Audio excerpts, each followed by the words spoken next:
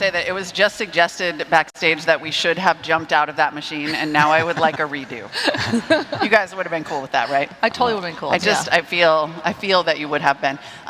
Let's take a few of our precious minutes, actually, if you wouldn't mind giving us like a 45-second to a minute overview, each of you, of sort of what you do in your day jobs. Vanessa, I'll start with you. Sure. So I'm the Chief Commercialization Officer at DOE, and really what we've been trying to do here at Department of Energy is drive a private sector-led but government-enabled energy transition. And so as the head of the OTTers, OTT, Office of Technology Transition, we call ourselves the OTTers, we've been creating tools and things that are really bridging the public sector with the private sector so that together we actually can take the $500 billion that we've got from Bill and IRA to buy down risk to the point where the $23 trillion in the private sector can activate. I mean, you call yourself otters? We call ourselves otters because we're adorable, friendly, and we help the ecosystem. I'm the head of the otters. I mean, that's really what it is. It can be fun in games at government. Yeah, we're adorable too. And you're adorable. You are adorable. That's true. Okay, Cyrus. Everybody in this room knows probably both of you and Activate, but just in case someone's always new someday. Yeah. So Cyrus, CEO of Activate.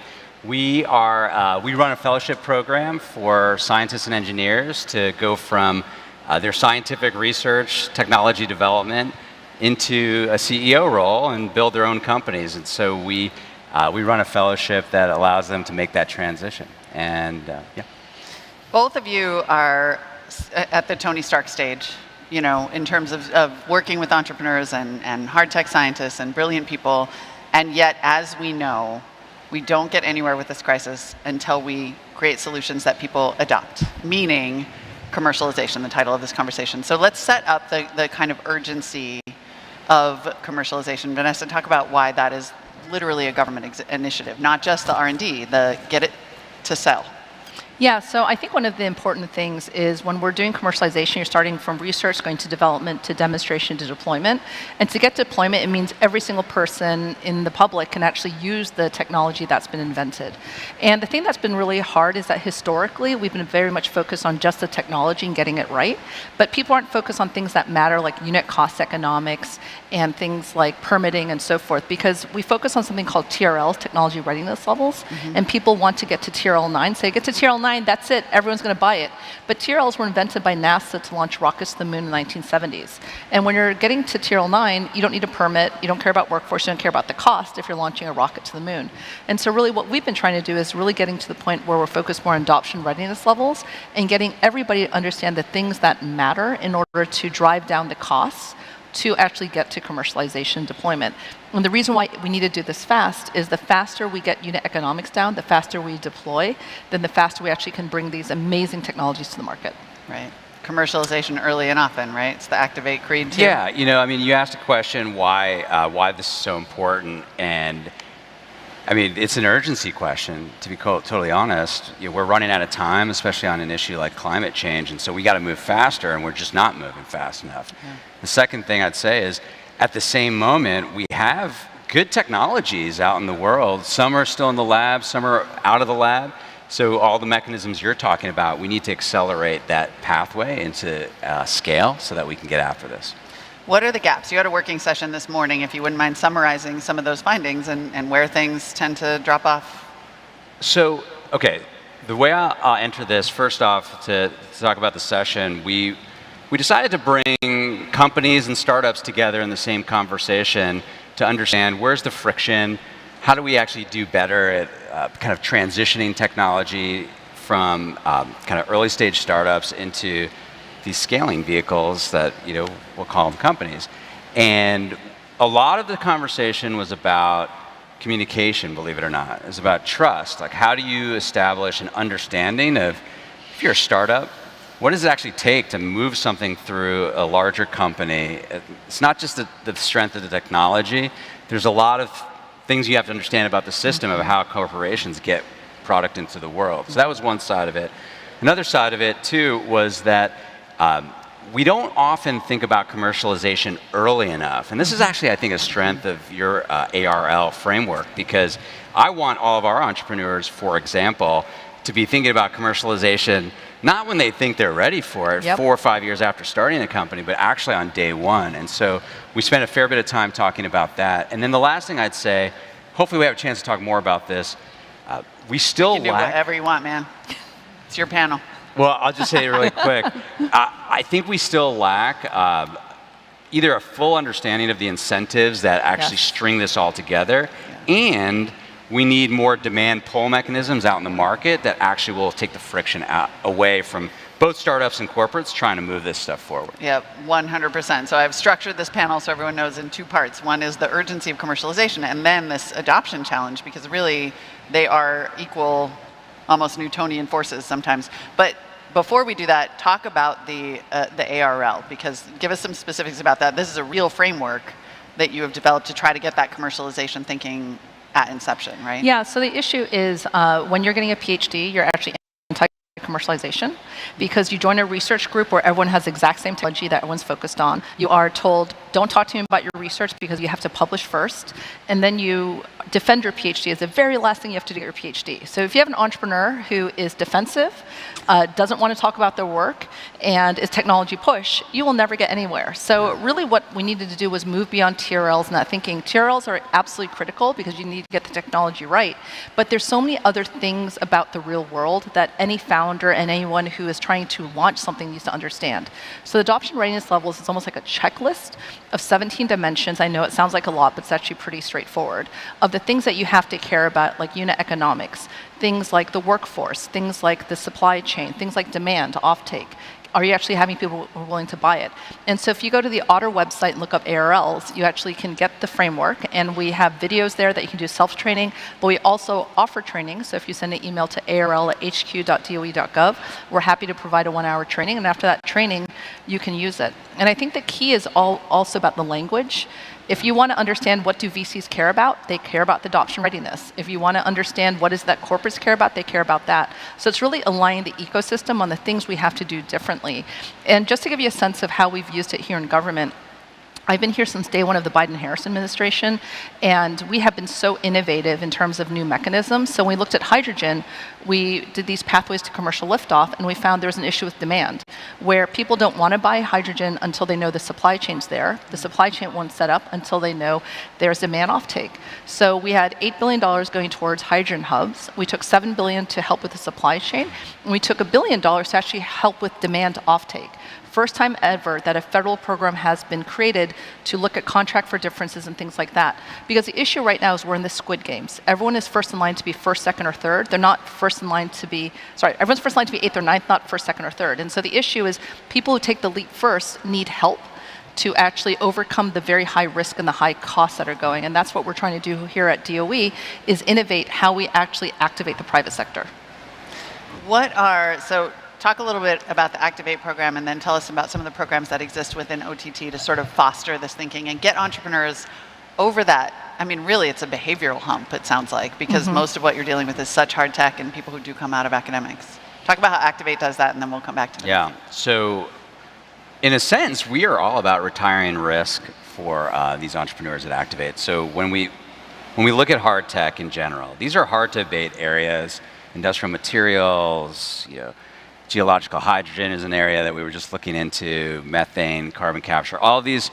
This takes time and patience for both the technology, the team to develop, the financing to come in. So you're always trying to de-risk both the team and the execution ability, but also the technology. And so the way we do that is we provide non-dilutive support for 2 years to each of our fellows. We do about 50 fellows a year across the country, and those fellows receive a living stipend, they receive some R&D grant money, but most importantly, they receive deep mentorship and coaching on the ground to help them navigate, make the right pivots, take on the risk, but at the end of the day, just retire those risks so that they are ready for the next stage. And the results have been really, really strong. If you give individuals that type of support, not just here's a check and walk away, but that support, what we've seen is the outcomes are really speaking for themselves.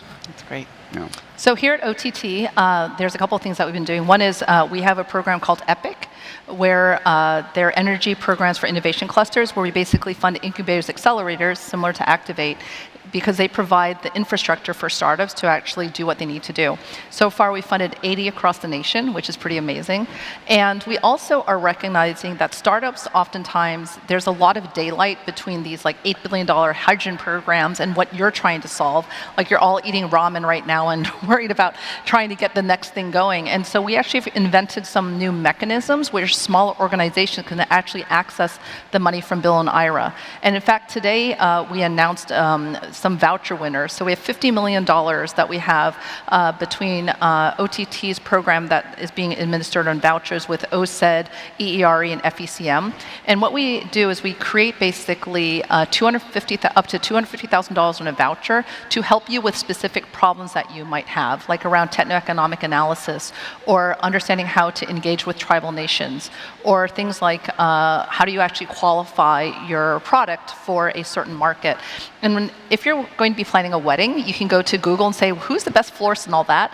There's nothing like that when you're trying to do techno-economic analysis. So what we've done is we've actually created a curated list of over 100 type of third-party organizations that can solve these very specific problems.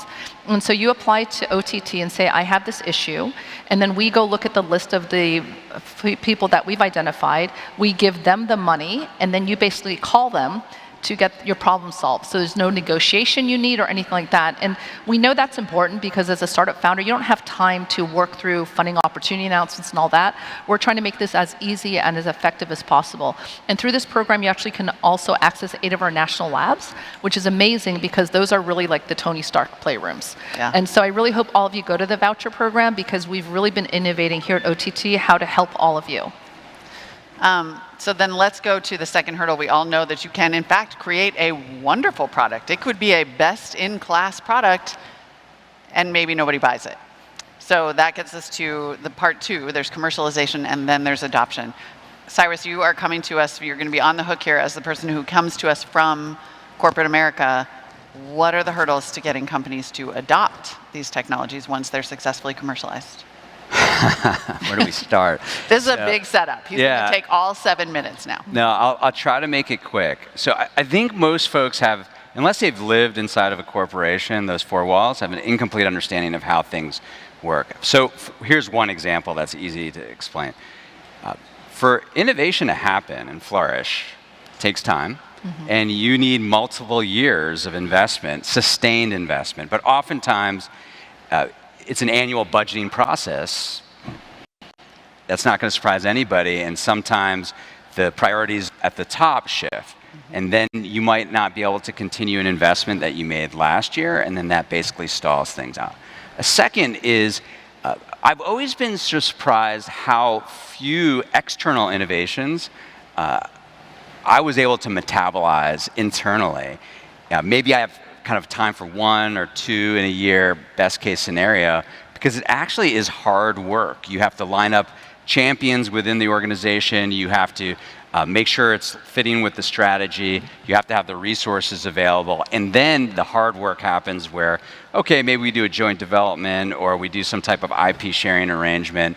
But these things are complicated, and there's no clean drop-in fit in terms of like a component of a product or even a product in terms of how a company like runs at scale. So I think there's a lot of reasons that things fail that aren't strictly to do with the P&L or the balance sheet of an organization, but that matters too. So if you think about the topmost incentive in the organizations that are for profit, look, they're being held to quarterly results, and that's how that, if you're going to do something, it has to really connect well into the core business, and sustainability sometimes fits on the outside, but not in the core business. So yeah, there's a lot in there, but there's many reasons for why it's hard actually for corporates.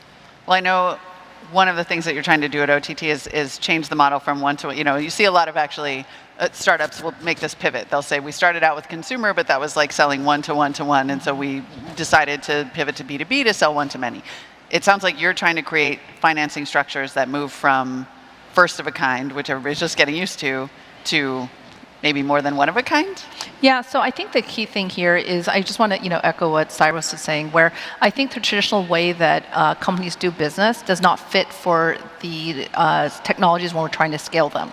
Meaning you have hurdle rates like NPVs, IRRs, and so forth that work for technologies that already at our scale and are cost effective, but don't work when you're trying to scale a technology. And so I think one of the biggest challenges is that we really need to figure out how do we change the hurdle rates so that people are willing to invest earlier when the money isn't quite there, because you can make money later on. And the way I think about it is if you are trying to get an A, right, it's an artificial construct made up by a professor of what a 4.0 is. The hurdle rate is an artificial hurdle made up by an investment committee, which you can change. And so if we can innovate here at the DOE, you can innovate also your hurdle rates and what you want to do. And so I think the really key thing for me is how do we, in the end, bring down risk to the point where we can drive the cost down. And that's what happened with solar, was China was willing to make the investment early on when the money wasn't there because they knew there was a longer game. So the question becomes, how do we do that? So moving from first of a kind to 10th of a kind, I think is really important, because in the end, just like in the Squid Games, right, the first, second, or third is really hard. It's when you get to the 10th of a kind that you actually can start seeing the scale downs. And I think as an institution, we have to think as an ecosystem. What's the role that government plays? What's the role that the capital markets play? What's the role that insurance plays? Philanthropy. And all of us have to crowdsource together, almost like a massive kickstarting campaign, where we all take a little bit of risk to get us to the point where the tipping point happens and the unit economics go down. Because in the end, when you're trying to sell something, it's actually really simple. You have to invent something that people care about. You have to be able to sell to a price people buy it for, and you have to be able to deliver at a cost where people make money. It is that simple. Yeah. And the question is, how do we get to the point where the costs make sense? We all have to collectively pool the risks together. But somebody has to buy it, right? To instigate that cost curve and the move down the cost curve. There are some creative things happening, we know, in terms of creating a market for offtake, right? Yeah, I'm a big fan of demand pull mechanisms, and Frontier is an example that is used often, where there's an advanced market commitment by several companies. If you can deliver direct air capture at this cost and at this sort of quality, there's a commitment to buy. That in itself unlocks so much capital at every stage, kind of from early to later stage, as kind of needed to get that type of thing to market. So, and that's a way to do it without, you said push. I agree. Like if we just keep trying to push onesies and twosies, it's never going to work. So we have to work at this level and figure out how we're going to create more pull. And so advanced market commitments is a good example of where it's worked in the past. Yeah, and hyperscalers are starting to do this, which I think is great. You're also seeing things like carbon dioxide removal prizes. We piloted this at the Department of Energy, and then we saw the private sector match and do the same thing. So I think there's a lot of interesting mechanisms now that we're trying to model. So there are other public-private mechanisms.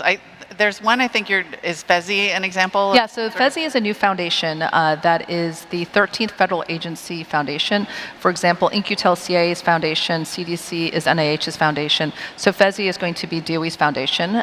We established the board in May of this year, and it's basically an independent 501c3, so it can do a lot of things that a federal agency can't do, and their goal is to commercialize technology. So it's another tool in the toolkit of things that we can do to activate philanthropy and others. The philanthropy dollars, that's also part of Activate's model. 100%. Let's touch on that briefly, because right now that's such a small part of the pie. So it feels like mechanisms that are able to bring in philanthropic dollars are a big deal, paging McKinsey.